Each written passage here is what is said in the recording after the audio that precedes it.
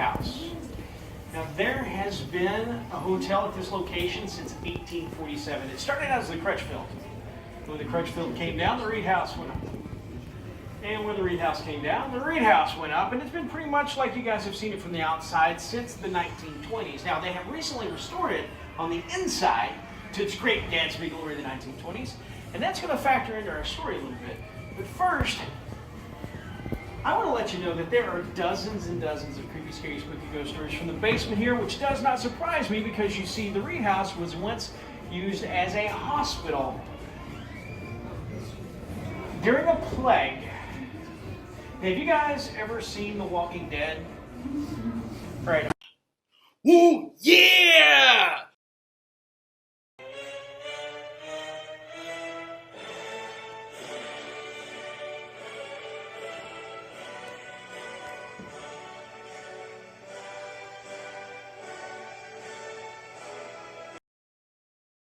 Imagine The Walking Dead without the zombies. This was the yellow fever.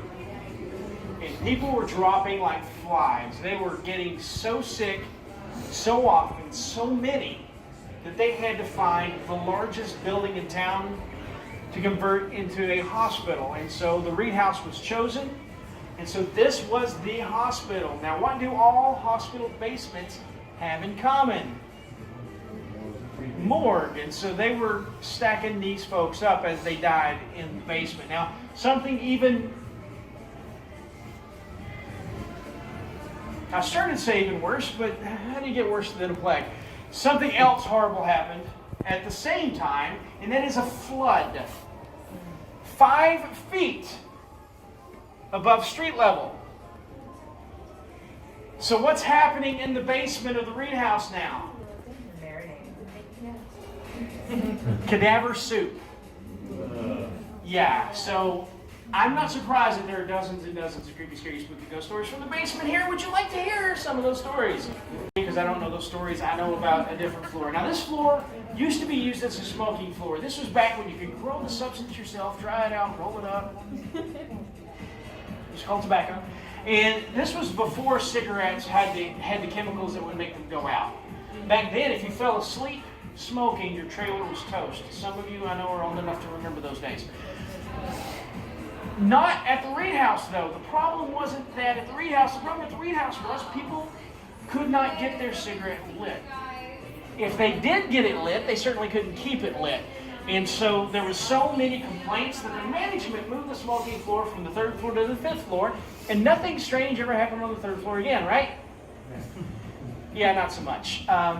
But I want to be specific about the ghost story that I tell you guys from the 3rd floor. Have you guys heard of the most haunted room in Chattanooga you can rent out? 311. Have you heard of 311? Yeah. Pretty good band, right? Now, 311 is the room that ladies, if you stay in 311, I promise you it's going to get interesting. Because you see, the lights have a tendency to turn themselves on and off all night when ladies are there. Now, even if you're not afraid of ghosts, by 3 a.m. that's annoying. But that's not the worst part. The tub has a tendency to fill itself up. Now, I did not say turn itself on. I said fill itself up. That's creepy right there. I don't care who you are. But men, we don't have that problem. For us, much worse. Men have been telling for decades of falling asleep in room 311 and waking up when there's pressure on their hip because somebody's sitting next to them. And so naturally, being curious, they wake up and look to see who's there, and they see that it's nobody. On their chest, like there's an elephant sitting on them, and it wakes them up, and they try to open their eyes, and they can't. When they finally pry their eyes open, what do they see?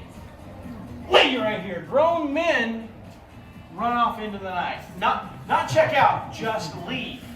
Right? Now the management, they immediately didn't do anything because, number one, they got paid in advance, right? But number two, when you leave in that kind of a hurry, sometimes you leave some pretty cool stuff behind, so they didn't mind that. What the management did mind was when the maids got together and said no more.